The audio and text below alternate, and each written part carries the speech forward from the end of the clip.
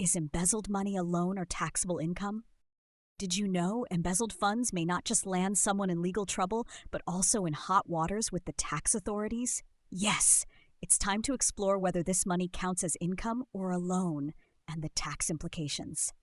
When funds are borrowed with the intent to repay, they are deemed a loan. But what if repayment is not just unlikely, but not intended?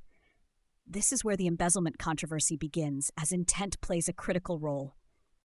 If there's no obligation or intent to repay, the embezzled money may end up classified as income. And guess what?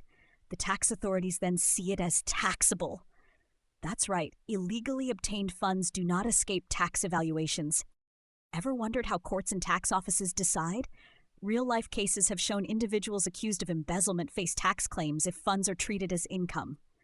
Tax non-payment adds to the already severe legal repercussions.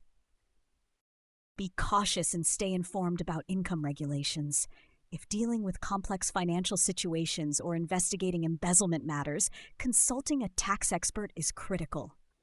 Tax Dosti team can be reached at taxdosti.com. Like, comment, and share this video to spread awareness and stay empowered.